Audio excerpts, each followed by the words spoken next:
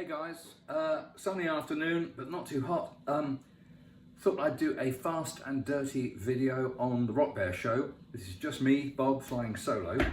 I hope you've seen some of the things we've posted on the Bob and Ramon show recently, because we've had a couple of quite good little safari visits. And we've got another video to come in that series, so that's going to go up in about a week's time. In the meantime, I'm doing this fast and dirty today just before I cook myself some sausages, because I've got a guest literally for about 24 hours. I've got this drive pedal I've been very keen to try for some time, and the maker has kindly lent it to me for a very quick test.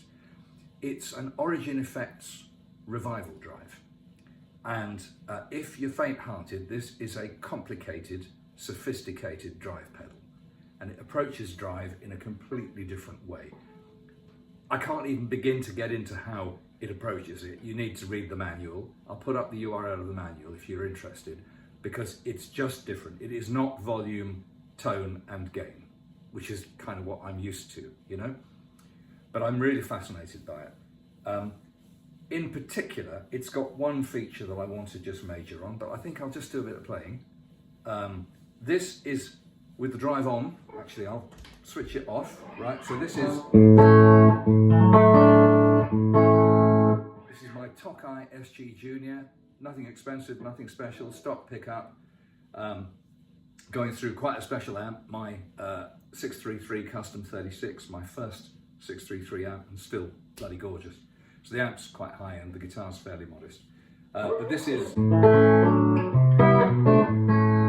now this drive does lots of things. It's got two channels, and I've set up two channels just to give a touch of flavour here, okay?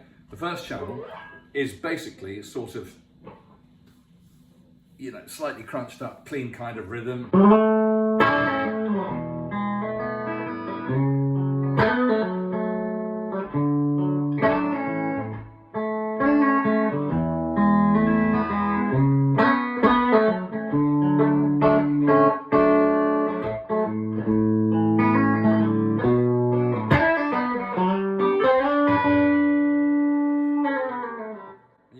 Feeding back already. This drive, I've got this drive set pretty quiet, and it's got plenty of headroom. It's got loads of headroom. It's really quite a loud pedal. So if you've got an amp that takes some driving, this will be a piece of piss.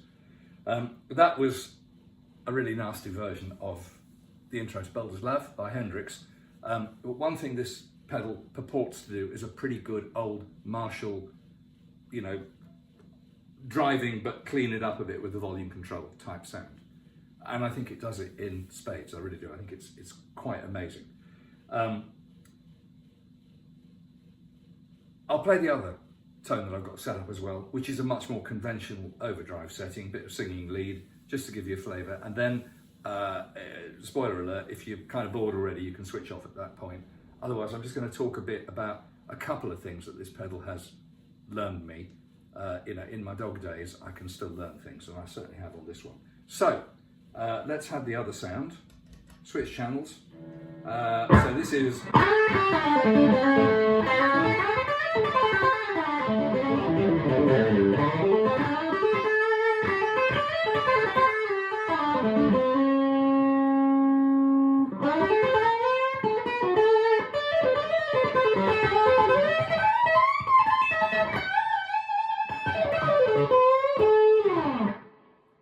There you go, that's just a bit of balls out lead, probably going to get compressed to hell by the phone, but it's a pretty good lead sound, probably a little bit scooped out, not quite mid-heavy enough if I was being a bit more fussy about it, but it gives you an idea of just two of the tones this thing can do. Now this thing has got more controls that you can shake a stick at. It's got 12 knobs, 5 presets, and 6 three-way micro switches. It's also got a little dip switch thing on its back, which influences how it basically sets what kind of an amplifier you can play through. So if you've got an amp like a Fender, which has got a bright cap, it compensates for that. If you've got an amp that's a little bit darker, maybe like a Marshall, it compensates for that. So you can trim it to different amps, which is really clever. the third little dip switch on the back is the thing that controls the thing I want to talk about briefly. If you use amp overdrive, and I do, you might have heard of a phrase called ghost notes. And ghost notes, it can be a very clumsy description, ghost notes can be really great or they can be a bloody nuisance. On my Fender Excelsior, they were a bloody nuisance because I was basically getting too much of them. A ghost note is a note that appears underneath a note, particularly kind of middle higher on the neck.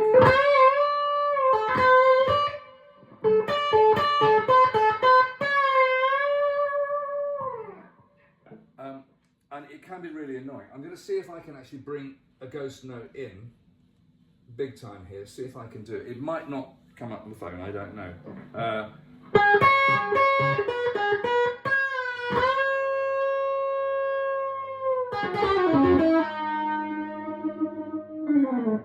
I can hear it in here, I don't know if you can.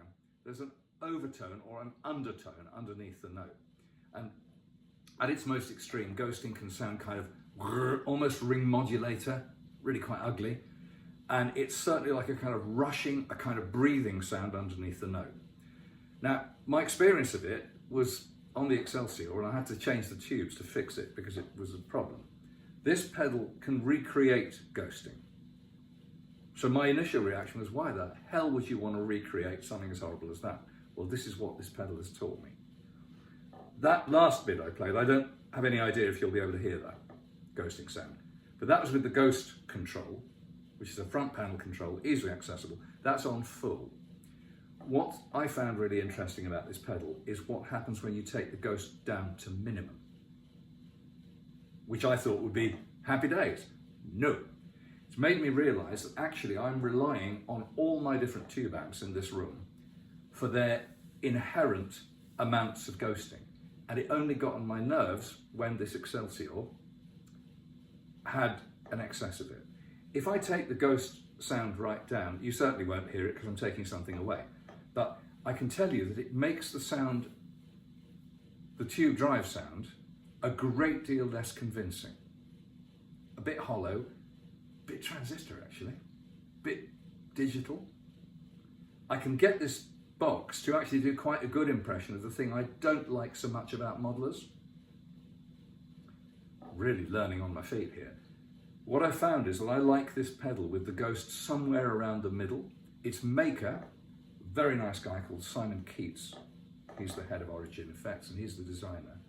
He seems to prefer his ghosting at about 2:30 on the dial. I seem to like it at about midday.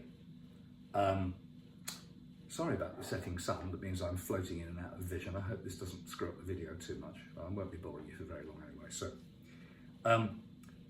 but this ghosting thing has actually taught me something really important about my existing amps, which is that they've all got, ghosting is apparently, the way he synthesizes it, it's a function of the power supply starving the drive circuit slightly, which is how, having discovered that, that's how he can control it, because you can't control it in most amps. It's either there and you don't notice it because you love it, or there's too much of it, like there was with one of mine, and it really gets on your goat, especially practicing quietly.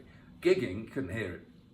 You can't hear any of the subtleties of the gig, but practicing quietly, I was getting really angry about, there was about 5 or 6 notes in the middle of the neck. I played them, there was this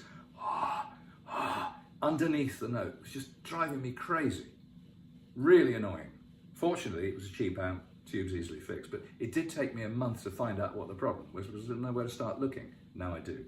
Anyway, back to this ghosting thing. It's bloody clever. So that's what this pedal has taught me. This pedal is extremely high quality. They're not cheap. And by the way, this is the Revival Drive. It's called the Revival Drive Ghosting Overdrive pedal. There is also a custom version available with even more controls on the front surface. And you can buy a separate external foot switch to switch 2 more of the facilities. So this thing is really a handful, right?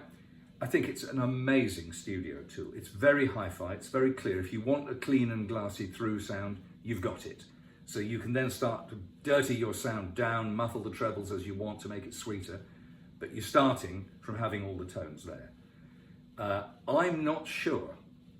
I could use this live if I spent long enough setting up a couple of tones in, preset A and preset B and switch it in. It'd probably sound bloody fantastic playing live, but I'm not sure I'd trust myself to take a pedal this complicated. Just one nudge of the foot and you've lost your tone, because there aren't any electronic memories in it or anything, so it's good old analog fingers.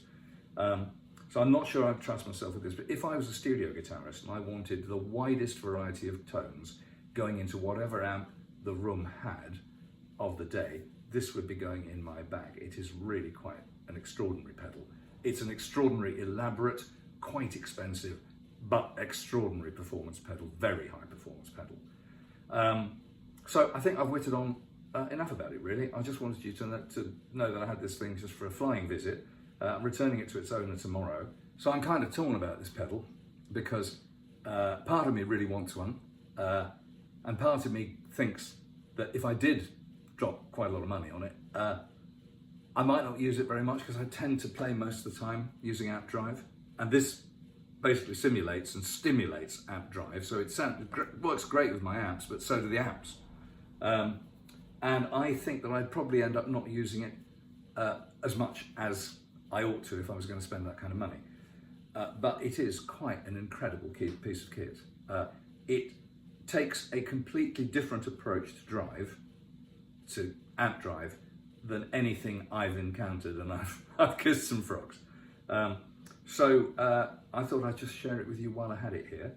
Apologise for the low production values, blah blah blah of this video. I've literally just came in and thought I'd better do a quick video while I've got this pedal. I'm out again tomorrow to return it. So hope you enjoyed this, hope you're all well, and do keep watching the videos. I'm not sure what I'm going to be coming up with next. I have a little hiatus because Ramon is in Cuba recording 1 or 2 new albums, and he's landed and he's started. He's recorded in Havana already. He's now going to Santiago de Cuba for more recording. He could be there several weeks. So either you get the summer off me, or I'll blather on my own channel or something, not sure, but there is one more Bob and Ramon video to come as well. So thanks for watching. Hope you enjoyed this rather ramshackle pedal review. I'm going to be putting some, or I will have by now, you'll have seen, I'll have put some close-ups and things like that interleaved into this video so you can see what the hell I'm talking about. But hope you enjoyed it. Cheers until next time. Bye.